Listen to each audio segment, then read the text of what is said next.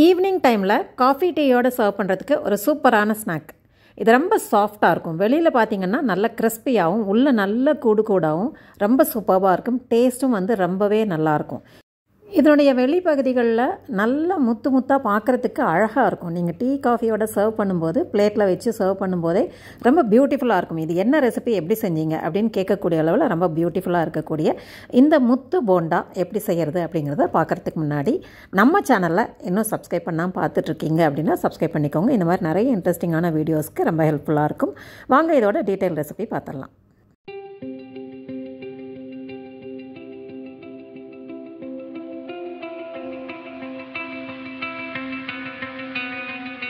இந்த போண்டா தயாரிக்கிறதுக்கு ஜவ்வரிசி ஒரு 100 கிராம் எடுத்திருக்கேன்.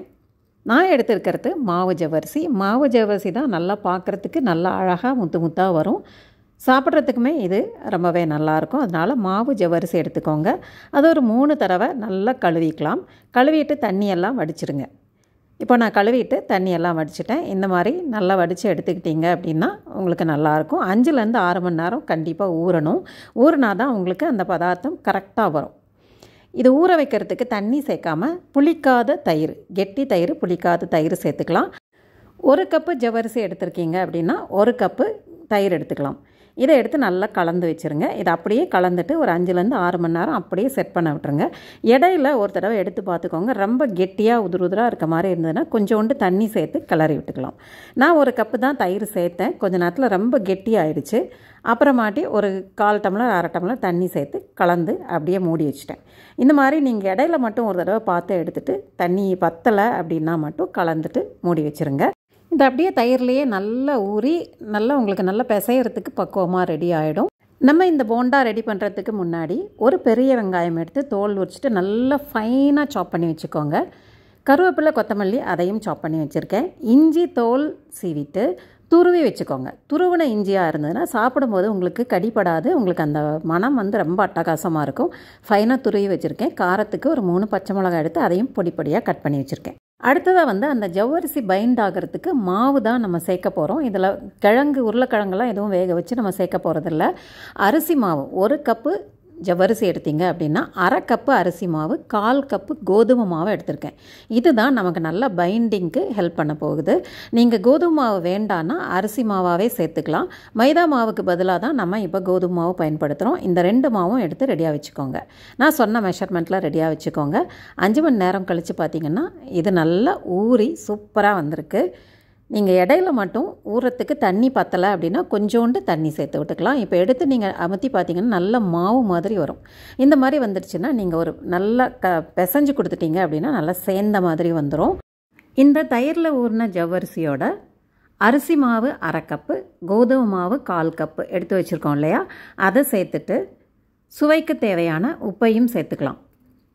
கம்மியாகவே சேர்த்துக்கலாம். இதுக்கு அதிகம் உப்பு தேவைப்படாது. உப்பு சேர்த்துட்டு நம்ம பொடி பொடியாக கட் பண்ணின வெங்காயம், இஞ்சி, கருவேப்பிலை, பச்சை மிளகாய் இது எல்லாத்தையும் அது கூட சேர்க்க போகிறோம். அதுக்கு முன்னாடி இந்த அரிசி மாவையும் கோதுமை மாவையும் கலந்துட்டு கொஞ்சம் கொஞ்சமாக தண்ணி சேர்த்து பெசறி விட்டுக்கலாம். பிசைஞ்சிட்டு அதுக்கப்புறமா இதை சேர்த்து பெசறும்போது உங்களுக்கு கன்சிஸ்டன்சி கரெக்டாக வரும். இப்போ எனக்கு கொஞ்சம் தண்ணி பத்தாததுனால லைட்டாக தண்ணி சேர்த்து கலந்து விட்டுக்கிறேன். நம்ம வெங்காயத்துலேயும் தண்ணி சத்து இருக்குது அப்படிங்கிறதுனால இந்த அரிசி மாவு ஊறி வரும்போது தண்ணி எல்லாத்தையும் இழுத்துக்கும். இப்போ அந்த இஞ்சி, பச்சை மிளகா, கருவேப்பிலை, வெங்காயம் இது எல்லாத்தையும் சேர்த்து நல்லா கலந்து விட்டுக்கலாம். உருட்டுற பக்குவத்துக்கு இதை கலந்துக்கணும். நல்லா சப்பாத்தி மாவு பிசைகிற மாதிரி நல்லா கலந்து விட்டுக்கோங்க. ரொம்ப அழுத்தி பிசையணுங்கிறதில்ல, ஜென்டிலாக அப்படி எல்லாத்தையும் கலந்து விட்டுட்டு சின்ன சின்ன உருண்டைகளாக உருட்டிக்கலாம். ஒரு சின்ன எலுமிச்சம்பழம் அளவு அல்லது பெரிய நெல்லிக்காய் அளவு உருட்டிக்கோங்க. ரொம்ப பெருசாக வேண்டாம். இந்த அளவு உருட்டிட்டிங்கன்னா குட்டி குட்டியாக எடுத்து சாப்பிட்றதுக்கு ரொம்ப அழகாக இருக்கும். நெல்லிக்காய் அளவுக்கும் நான் எல்லாத்தையும் உருட்டி வச்சுக்கிறேன். ரொம்ப அழுத்தாமல் ஜென்டிலாகவே உருட்டிக்கோங்க. இந்த மாதிரி உருட்டி ரெடியாக வச்சுட்டு எண்ணெய் காய வச்சுருக்கேன். இப்போ இதை கொண்டு போயிட்டு பொரிச்சு எடுக்க போகிறோம். எண்ணெய் காஞ்சதுக்கப்புறம் நீங்கள் ஃப்ளேமை மீடியம் ஃப்ளேமில் வச்சுட்டு இதை அப்படியே போட்டு பொரிச்சு எடுக்கலாம்.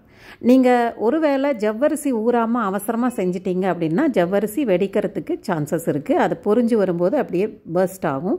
அதனால் நல்லா ஊற வச்சுருங்க. நான் ஏற்கனவே சொன்னது போல் நல்லா ஊற வச்சுட்டு எண்ணெய் காஞ்சதுக்கப்புறம் இதை சேர்த்துட்டு மிதமான தீயில் நல்லா பொன்னிறமாக அழகாக பொரிச்சு எடுக்கலாம். இது நீங்கள் மிதமான தீயில் பொரிச்சு எடுக்கும்போது உள்ளே நல்லா வெந்துடும். வெளியில் நல்லா கிறிஸ்பாகவும் உள்ளே நல்லா சாஃப்டாகவும் ரொம்ப சூப்பராக இருக்கும். இது ரொம்ப சிம்பிள், செய்கிறது ரொம்பவே ஈஸி, தேவையான பொருட்களும் ரொம்பவே கம்மி. ஸ்கூல் விட்டு வரும்போது இந்த மாதிரி அழகான ஹெல்த்தியான ஸ்நாக்ஸ் இருக்கும்போது ரொம்ப ஆசையாக குழந்தைங்க வந்த உடனே விரும்பி சாப்பிடுவாங்க. பெரியவங்கலேருந்து சின்னவங்க வரைக்கும் எல்லாருமே விரும்பி சாப்பிடக்கூடியது தான். இது பார்த்திங்கன்னா அப்படியே அமுத்தும் போது எவ்வளோ சாஃப்டாக இருக்குது அப்படின்னு உங்களுக்கே தெரியும். அந்த அளவு நல்லா பஃப் ஆகி வரும், உள்ளேயும் நல்ல ஸ்பாஞ்சியாக இருக்கும். சாப்பிட்றதுக்கும் ரொம்பவே சுவையாக இருக்கும், மைல்டாக இருக்கும், ரொம்ப ஸ்பைஸியாக இல்லாமல். கிழங்கு எதுவுமே அவிச்சது அந்த மாதிரி எதுவுமே சேர்க்காதனால இது ரொம்ப சூப்பராக இருக்கும். செஞ்சு பார்த்துட்டு எப்படி இருந்தது அப்படிங்கிறத உங்களோட அனுபவத்தை கமெண்ட் பாக்ஸில் ஷேர் பண்ணிக்கோங்க. எங்களுக்கு ரொம்பவே சாட்டிஸ்ஃபைங்காகவும் என்கரேஜிங்காகவும் இருக்கும். வீடியோ பிடிச்சிருந்தது அப்படின்னா ஷேர் பண்ணிக்கோங்க. நிறைய பேர் இதை பார்த்து செஞ்சு பயனடைவாங்க. நம்ம சேனல் என்ன சப்ஸ்கிரைப் பண்ணலான்னா பண்ணிவிட்டு லைக் பண்ணி கமெண்ட் பண்ணி ஷேர் பண்ணிக்கோங்க. சுவையை ரசிக்கலாம் வாங்க. தேங்க்ஸ் ஃபார் வாட்சிங்.